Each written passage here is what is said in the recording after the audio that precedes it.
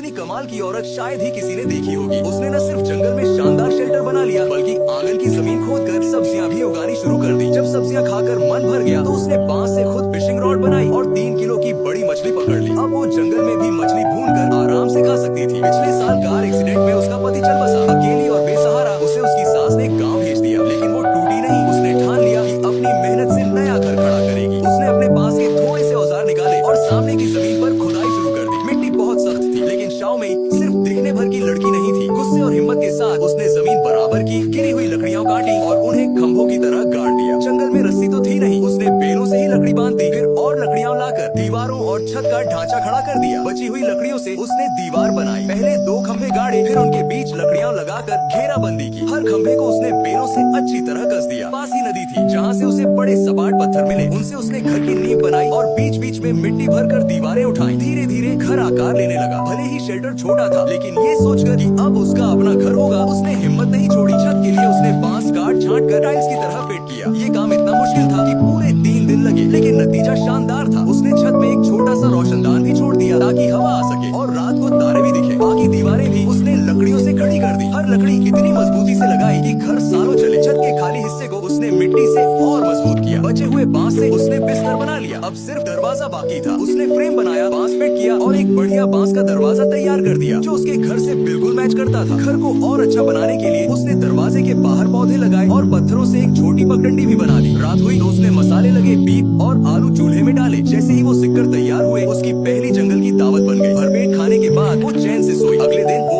और लकड़ियां लाई और घर के सामने आंगन बना दिया। वहाँ उसने सब्जियों के बीज बोए और नदी से पानी लाकर सींचा। 15 दिन में बीज अंकुरित हो गए। उसकी जिंदगी अब पटरी पर लौट रही थी। फिर उसने घास की परतें काटकर छत पर बिछाई, जिससे घर और सुंदर लगने लगा। अब उसने खाने की दिक्कत भी सुलझाने की ठानी। उसने बांस की डंडी, नदी के घोंघे और धागे से एक फिशिंग रॉड बना ली। जंगल के तालाब में मछलियों की कमी नहीं थी। कांटा डालते ही उसने बड़ी मछली पकड़ ली, फिर एक और बार फेंका और इस बार 3 किलो की कार्प मछली हाथ लगी। मछली साफ करके उसने चूल्हा जलाया, बगीचे से ताजी सब्जियां तोड़ी और मसाले लगाकर मछली भून ली। रंग और खुशबू देखकर ही मुंह में पानी आ गया। सब्जी के पत्तों में लपेटकर उसने मछली खाई और मजा ले लिया।